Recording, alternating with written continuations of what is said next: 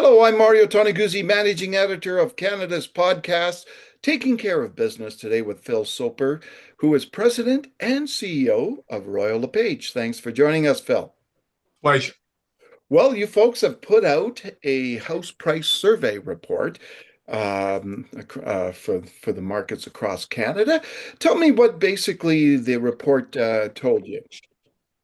Well, the fourth quarter of 2024 finished with home prices up from the end of 2023 by nationally 3.8%. So call it around the long-term norm of 5%, but fairly flat to the third quarter of 2024. So from a home price perspective, things were growing modestly.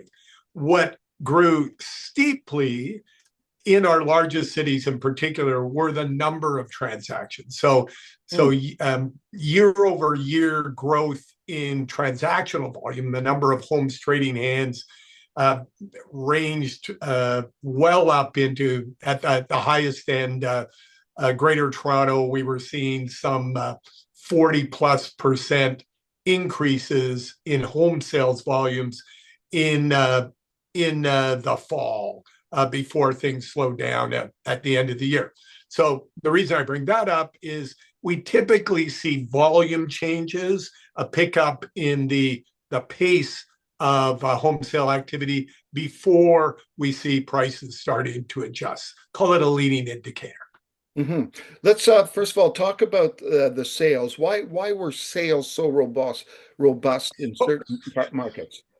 Well, the biggest reason, honestly, was because they were so low for 2.5 years. In the post-pandemic market corrections, when things slowed way down, sales volumes dropped to levels we haven't seen in 20 years.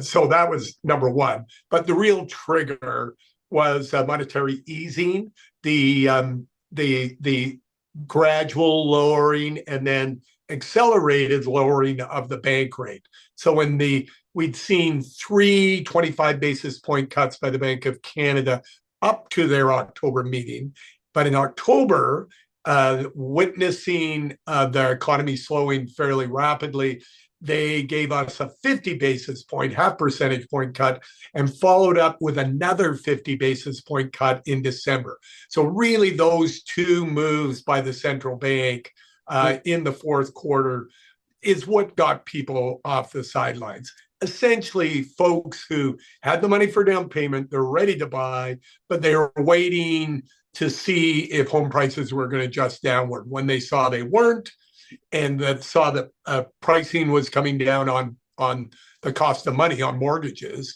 they leapt into the market. So that's really the story behind the story.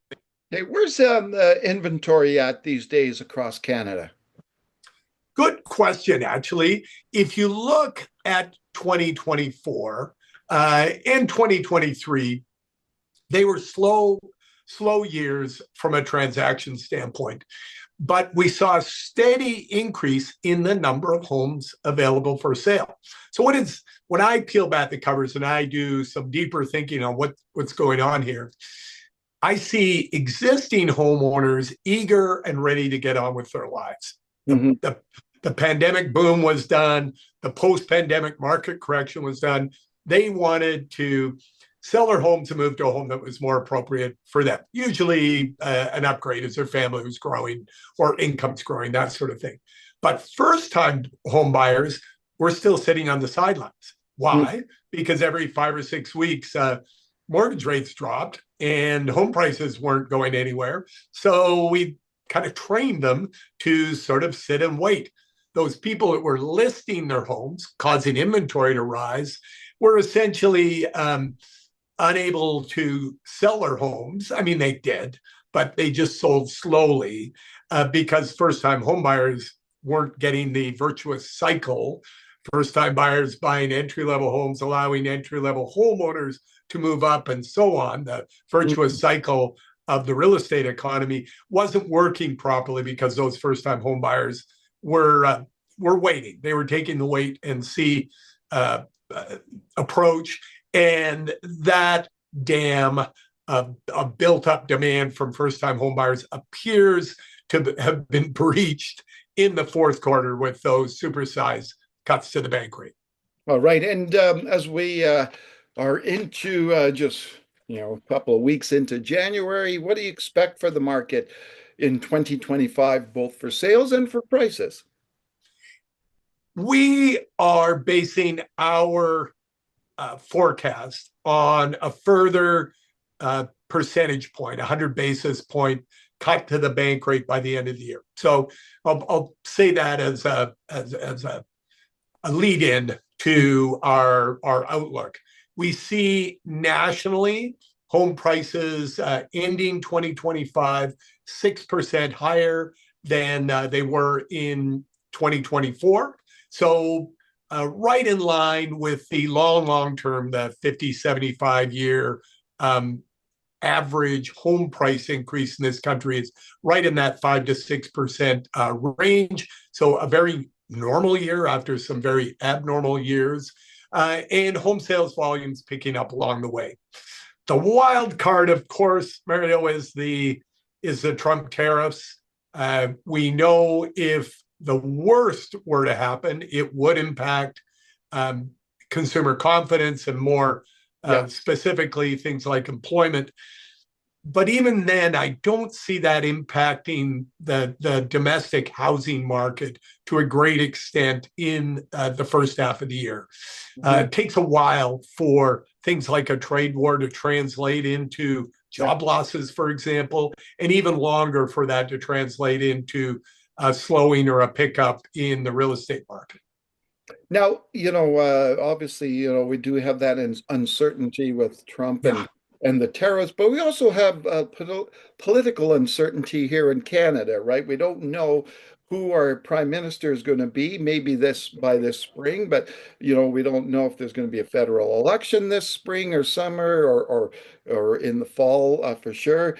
How does the political uncertainty impact the housing market? I don't see, if I was to speak to policy first, there isn't a tremendous amount of different approaches, of course, on their platforms. But if you look at the Conservative Party, who are leading by a fair amount in the polls right now and are the presumptive favorites to form the next government, their policies aren't that different when it comes to housing. So I don't see policy-driven changes. They, just like the current government, need to really focus on the housing supply issue. We don't have enough homes in this country, and that's going to impact affordability. When there's scarcity of something and high demand, it pushes prices up at an uncomfortable rate. So supply is a big issue, whichever government comes into play, and it's not an easy fix. The one thing I could see a change in government could help with is if the sharp increase in the capital gains tax is shelved. That will, as it's currently proposed by the existing government, it will impact the investment in housing, particularly through the investment sector, where we get most of our rental housing stock. And remember, of the 42 million Canadians, a full third of them rent.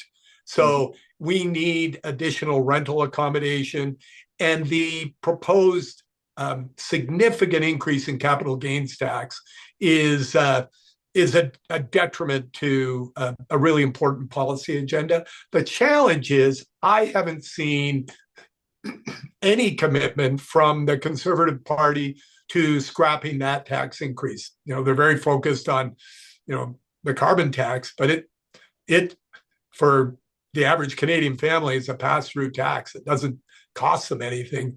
The capital gains tax really could hurt individual Canadians if it's bumped up the way it's currently proposed. So I'm looking for some commitment during the election campaign to fixing that problem. All right, wonderful. Thanks so much, Phil, for joining us today. Take care. All right, that was Phil Soper, who is president and CEO of Royal LePage. I'm Mario Toneguzzi, managing editor of Canada's podcast. Thanks for joining us today.